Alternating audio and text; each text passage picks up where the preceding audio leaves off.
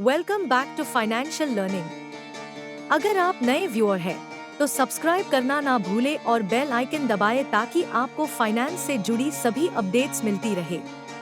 आज हम बात करेंगे कि कैसे अपने रिस्क प्रोफाइल के हिसाब से एक म्यूचुअल फंड पोर्टफोलियो बनाएं, चाहे आप कंजर्वेटिव, मॉडरेट या एग्रेसिव इन्वेस्टर हो।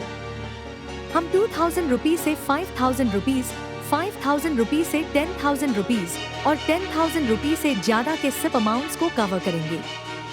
चलिए शुरू करते हैं। पोर्टफोलियो बनाने से पहले चलिए इन्वेस्टर प्रोफाइल्स को जल्दी से समझते हैं। कंजर्वेटिव इन्वेस्टर आपके लिए सेफ्टी रिटर्न से ज्यादा जरूरी है। आप कैपिटल को प्रिजर्व करना चाहते हैं और मॉडरेट ग्रोथ अचीव करना चाहते हैं। आपके पोर्टफोलियो में ज्यादा एलोकेशन डेट और हाइब्रिड फंड्स का होगा और इक्विटी का एक्सपोजर कम होगा। मॉडरेट इन्वेस्टर आप रिस्क और रिटर्न के बीच में बैलेंस ढूंढते हैं। आपको थोड़ी मार्केट वॉलेटिलिटी से कोई दिक्कत नहीं है और आप एक ऐसा पोर्टफोलियो चाहते हैं जो इक्विटी और डेट का मिक्स हो ताकि मॉडरेट से हाई रिटर्न्स मिल सके। एग्रेसिव इन्वेस्टर आप हायर रिटर्न्स के लिए ज्यादा रिस्क लेने के लिए तैयार है। आपके पोर्टफोलियो में ज्यादा एलोकेशन इक्विटीज का होगा, इंक्लूडिंग स्मॉल कैप और मिड कैप फंड्स, ताकि ग्रोथ मैक्सिमाइज हो सके। चलिए शुरू करते हैं।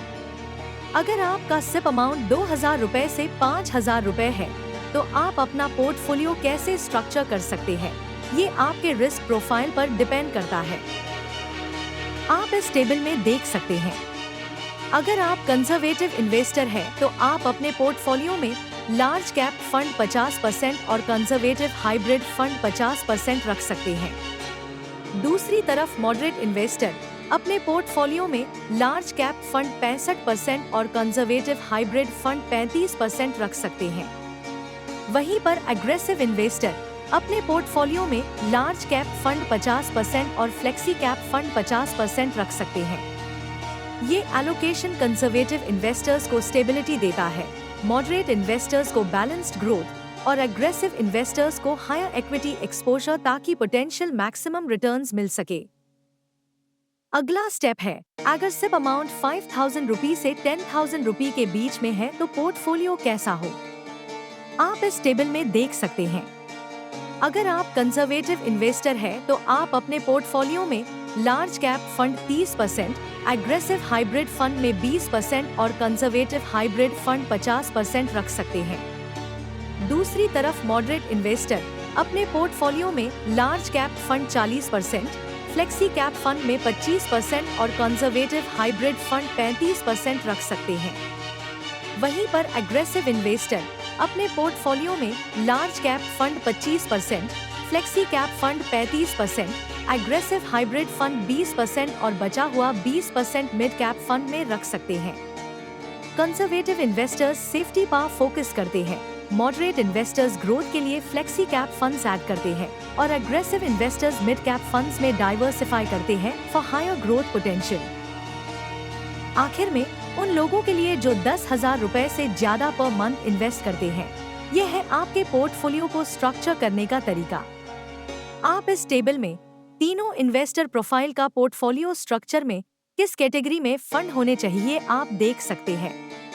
डिटेल के लिए आप वीडियो पॉज करके अपने प्रोफाइल पोर्टफोलियो को चेक कर सकते हैं। कंजर्वेटिव इन्वेस्टर्स कैपिटल प्रिजर्वेशन पर फोकस करते हैं, मॉडरेट इन्वेस्टर्स एक बैलेंस्ड अप्रोच एंजॉय करते हैं, जबकि एग्रेसिव इन्वेस्टर्स अपने पोर्टफोलियो को हेवीली मिड कैप और स्मॉल कैप फंड्स में डाइवर्सिफाई करते हैं ताकि ग्रोथ पोटेंशियल मैक्सिमाइज हो सके। एक म्यूचुअल फंड पोर्टफोलियो जो आपके रिस्क प्रोफाइल के हिसाब से अलाइन हो, वो आपके फाइनेंशियल गोल्स अचीव करने में क्रूशियल रोल प्ले करता है। चाहे आप कंजर्वेटिव, मॉडरेट या एग्रेसिव इन्वेस्टर हो, एक परफेक्ट मिक्स ऑफ फंड्स हमेशा है जो आपको आपका वेल्थ ग्रो करने में और रिस्क मैनेज करने में मदद करेगा।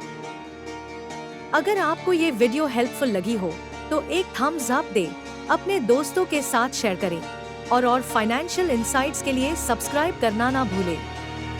थैंक यू फॉर वॉचिंग और अगले वीडियो आने तक हैप्पी इन्वेस्टिंग।